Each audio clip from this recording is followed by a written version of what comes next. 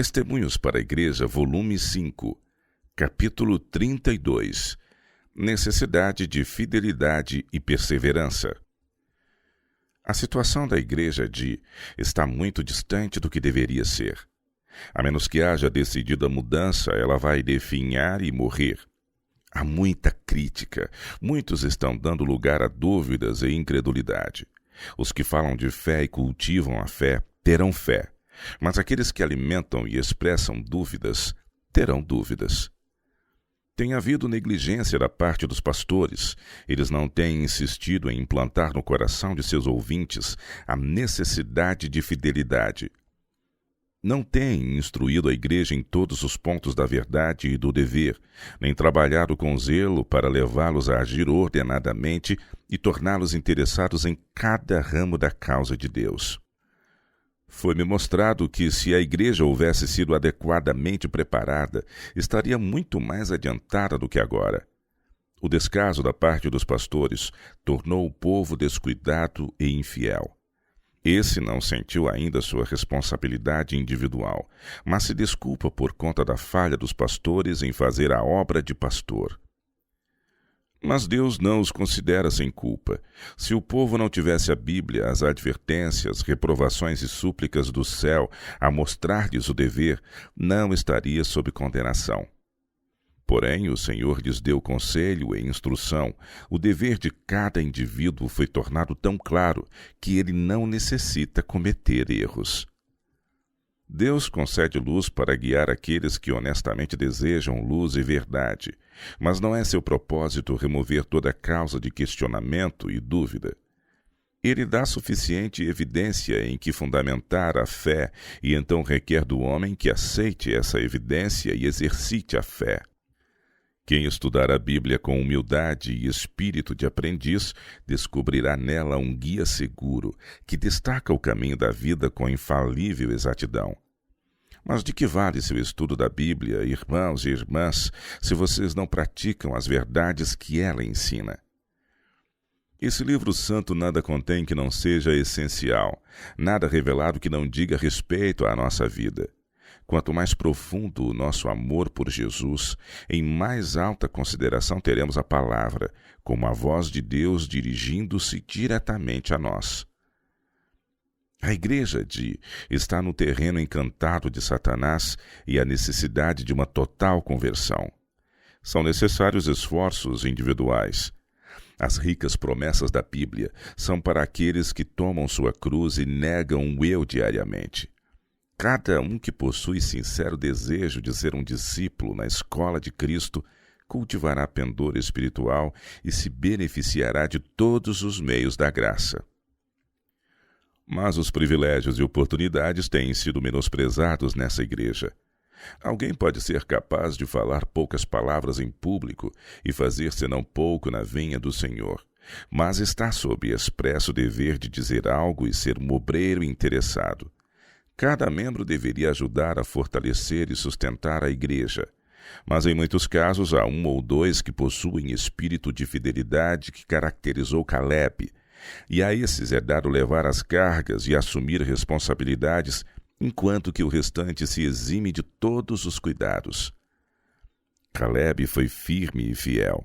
Ele não era um gabola. Não fez alarde de seus méritos e boas obras, mas sua influência sempre esteve ao lado do direito. E qual foi sua recompensa? Quando o Senhor pronunciou juízo sobre os homens que se recusaram a ouvir sua voz, disse: Porém, o meu servo Caleb, porquanto nele houve outro espírito e perseverou em seguir-me, eu o levarei à terra em que entrou, e a sua semente a possuirá em herança. Números 14, verso 24. Enquanto os covardes e murmuradores pereceram no deserto, o fiel Caleb obteve um lar na prometida Canaã. Aos que me honram, honrarei. 1 Samuel 2:30, diz o Senhor. Ana orou e confiou, e através de seu filho Samuel, ela deu ao Israel de Deus o mais precioso tesouro, um homem útil, com um bem formado caráter, alguém que era firme como uma rocha, onde o princípio estava envolvido. Em Jope havia uma certa Dorcas, cujos hábeis dedos eram mais ativos que sua língua. Ela sabia quem necessitava de roupas confortáveis e quem necessitava de simpatia, e liberalmente ministrava as necessidades de ambas as classes. E quando Dorcas morreu, a igreja em Jope sentiu sua perda. Não admira que tenham chorado e lamentado, e que lágrimas ardentes hajam caído sobre o seu corpo inanimado. Ela era de tão grande valor que, pelo poder de Deus, foi trazida de volta da terra do inimigo, a fim de que sua habilidade e energia pudessem ser ainda uma bênção para outros. Fidelidade tão paciente, consagrada e perseverante como a que possuíam esses santos de Deus é rara. Entretanto, a igreja não pode prosperar sem ela.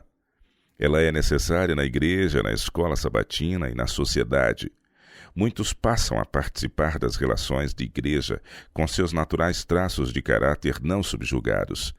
E quando surge uma crise, se tornam necessários ânimos fortes e esperançosos. Eles se entregam ao desencorajamento e acarretam fardos para a igreja. Não veem que isso está errado. A causa não necessita de tais pessoas porque são indignas de confiança. Mas há sempre um chamado para obreiros firmes, tementes a Deus, que não falhem no dia da adversidade. Há alguns na igreja que causarão problemas, pois sua vontade nunca foi posta em harmonia com a vontade de Cristo. O irmão E será um grande obstáculo a essa igreja. Enquanto ele pode ter a supremacia, está satisfeito. Mas quando não lhe é possível ser o primeiro, sempre descamba para o lado errado.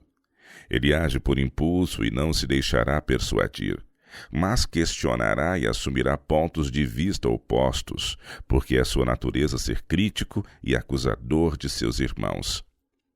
Conquanto se afirme zeloso pela verdade, está se apartando da congregação. Ele não possui poder moral e não está arraigado e firmado na fé. Os santos princípios da verdade não fazem parte de sua natureza. Esse irmão não é confiável. Deus não se agrada dele. O irmão e a irmã E não têm atendido às diretrizes da palavra de Deus na educação dos filhos. Eles permitem que seus filhos exerçam em grande parte o controle da casa e façam o que bem entendam. Se eles não forem postos sob influências totalmente diferentes, estarão nas fileiras do inimigo combatendo contra a ordem, a disciplina e a submissão. Crianças assim deixadas a seus próprios caminhos são infelizes, e onde a autoridade paterna é pouco valorizada, a autoridade de Deus não será respeitada. A obra do Pai é solene e sagrada, mas muitos não a compreendem porque seus olhos estão cegados pelo inimigo de toda a justiça. Seus filhos crescem sem disciplina, descorteses, convencidos, petulantes, mal agradecidos e em impiedade, quando uma firme e decidida conduta, na qual a justiça e misericórdia estão mescladas com paciência e o domínio próprio, produziria maravilhosos resultados. O irmão E precisa ter a graça transformadora. Não há segurança para ele enquanto retiver seus naturais defeitos de caráter. Ele precisa lutar continuamente contra eles. A menos que ele viva uma vida de vigilância e oração, não será um indivíduo bem equilibrado e haverá o perigo de a verdade ser manchada, deturpada e lançada em descrédito por causa de sua influência. Que ele seja cuidadoso, temendo despertar nos descrentes preconceitos que jamais possam ser removidos. Há na natureza humana a tendência de pender para os extremos, e de um extremo a outro inteiramente oposto. Muitos são fanáticos, são consumidos por um ardente zelo, o qual é tomado por religião, mas o caráter é a verdadeira prova do discipulado. Têm eles a mansidão de Cristo? Têm sua humildade e suave benevolência? Está o templo da alma vazio de orgulho, arrogância, egoísmo e crítica? Caso não seja assim, eles não sabem de que espírito são. Não compreendem que o verdadeiro cristianismo consiste em produzir muito fruto para a glória de Deus. Outros vão a outro extremo em sua conformidade com o mundo. Não há linha clara, distinta de separação entre eles e os mundanos. Se em um caso os homens são afugentados da verdade por um espírito áspero, censor, condenatório, neste outro caso são levados a concluir que o professo cristão é destituído de princípios e nada conhece de uma mudança de coração ou de caráter.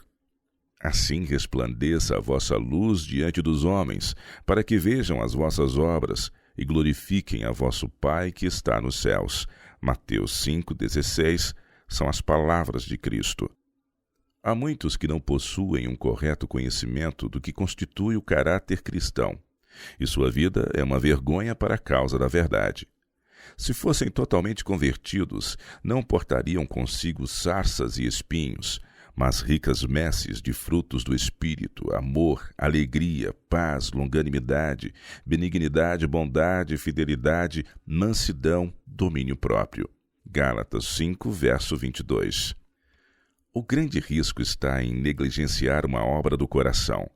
Muitos se sentem satisfeitos consigo mesmos e pensam que uma observância nominal da lei divina é suficiente, enquanto são estranhos à graça de Cristo e ele não lhes habita o coração por viva fé. Sem mim, disse Cristo, nada podereis fazer, João 15, verso 5, mas com sua divina graça atuando mediante nossos humanos esforços, podemos todas as coisas. Sua paciência e mansidão penetrarão o caráter, difundindo o precioso brilho que torna luminoso e claro o caminho ao céu. Pela contemplação e imitação de sua vida, seremos renovados à sua imagem. A glória do céu iluminará nossa vida e se refletirá sobre outros. Junto ao trono da graça, encontraremos o auxílio que precisamos para viver assim. Isso é santificação genuína. Que mais exaltada posição podem os mortais desejar do que estarem ligados a Cristo, assim como os ramos estão unidos à videira? Vi um quadro representando um bezerro entre um arado e um altar com a inscrição: pronto para uma ou outra coisa, disposto a arfar no fatigante sulco ou a sangrar no altar do sacrifício. Eis a posição em que se deve achar sempre o Filho de Deus, voluntário para ir aonde o chamar o dever, a negar a si mesmo, a sacrificar-se por amor da causa da verdade. A Igreja cristã foi fundada sobre o princípio do sacrifício. Se alguém quer vir após mim, diz Cristo, negue-se a si mesmo e tome cada dia a sua cruz e siga-me. Lucas capítulo 9, verso 23. Ele requer todo o coração, a afeição inteira. As manifestações de zelo, fervor e desinteressado serviço que seus dedicados seguidores têm dado ao mundo devem atear-nos o ardor e levar-nos a imitar seu exemplo. A religião genuína comunica uma sinceridade e firmeza de desígnio que molda o caráter segundo a imagem divina e nos habilita a repugnar todas as coisas como perda pela excelência de Cristo. Esse propósito único demonstrar-se-á elemento de tremendo poder. Possuímos a maior e mais solene verdade jamais confiada a mortais, e somos responsáveis pelo modo como a tratamos. Cada um de nós deveria estar atento à salvação de pessoas. Deveríamos mostrar o poder da verdade sobre nosso coração e caráter, enquanto fazendo tudo o que pudermos para levar outros a amá-la. Trazer um pecador a Cristo é enobrecer e elevar todo o seu caráter, tornando-o uma bênção no lar, na sociedade e na igreja. Não é essa obra digna de nossas mais nobres faculdades? Cristãos de pouco talento, se forem fiéis em guardar o coração no amor de Deus, podem ganhar muitas pessoas para Cristo. Arlan Page era um pobre mecânico de habilidade comum e educação limitada, mas tornou sua ocupação principal procurar promover a causa de Deus, e seus esforços foram coroados de notável êxito. Trabalhou pela salvação dos semelhantes em conversas particulares e em fervorosa oração. Instituiu reuniões de oração, organizou escolas dominicais e distribuiu folhetos e outras leituras religiosas. E em seu leito de morte, repousando já sobre seu semblante a sombra da eternidade, pôde dizer: sei que tudo é pela graça de Deus, e não por qualquer mérito de qualquer coisa que eu tenha feito. mas creio que tenho evidência de que mais de 100 pessoas foram convertidas a Deus por meu intermédio. Cada membro da igreja deveria ser treinado dentro de um sistema regular de trabalho. De todos é requerido que façam alguma coisa pelo Senhor. Eles podem interessar pessoas na leitura, podem conversar e orar com elas. Pastor que educar, disciplinar e conduzir tal exército de eficientes obreiros alcançará gloriosas conquistas aqui e uma rica recompensa quando se encontrar ao redor do grande trono branco com aqueles que foram salvos através de sua influência. Faze alguma coisa, faze-a logo com todas as forças. Mesmo a asa de um anjo desfaleceria com um repouso muito longo, e o próprio Deus, se inativo, não seria mais bendito. Depois de a igreja ter chegado ao conhecimento da verdade, caso houvesse manifestado diligência apropriada, zelo e amor, deveria ter sido frutífera em boas obras e exercido uma influência que a tornaria um poder ao lado do direito. Mas seus membros têm sido indiferentes, frios e mortos. Alguns assistem às reuniões sociais, levando com eles uma atmosfera muito mais terrena do que celestial. A igreja não está pronta para responder aos esforços que têm sido feitos por ela. Em seu presente estado, eles não podem ver ou compreender a necessidade de cooperação de sua parte. Sua falta de sinceridade desestimula os pastores. Em lugar de descuido, deveriam possuir um sentimento de responsabilidade individual. Essa igreja não prosperará até que seus membros iniciem a obra de reforma no próprio coração.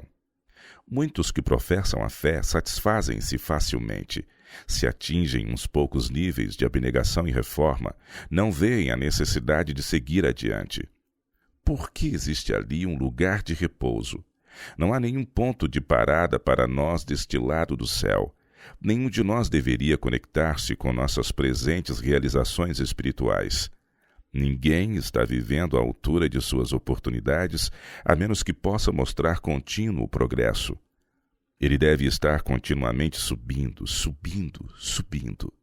É privilégio de todo cristão crescer até alcançar a estatura completa de varão perfeito em Cristo Jesus. Quanto necessita de instrução o querido povo quanto precisam eles de trabalho pastoral. Eles, porém, não têm agido à altura do que conhecem. Deus os porá à prova, irmãos. Uns provarão ser palha e outros preciosos grãos de trigo. Não se submetam ao poder do tentador. Ele virá como um poderoso homem armado, mas não lhe deem nenhuma vantagem. Animem-se ao dever e disputem cada centímetro de terreno. Em lugar de retirada, avanço. Em lugar de se enfraquecer e desanimar, apoiem-se mutuamente para o conflito. Deus os conclama para se empenharem com todas as forças contra o pecado em suas variadas formas. Revistam-se de toda a armadura de Deus e mantenham firmemente o olhar no capitão de nossa salvação, porquanto há perigo à frente. Não sigam cores falsas, mas observem a bandeira de nossa santa fé e sejam achados onde essa tremula, ainda que esteja em meio do mais intenso fragor da batalha. Em breve a guerra se findará e a vitória será alcançada. Se você for fiel, será mais do que vencedor por aquele que o amou. O glorioso prêmio, o eterno peso de glória, então será seu.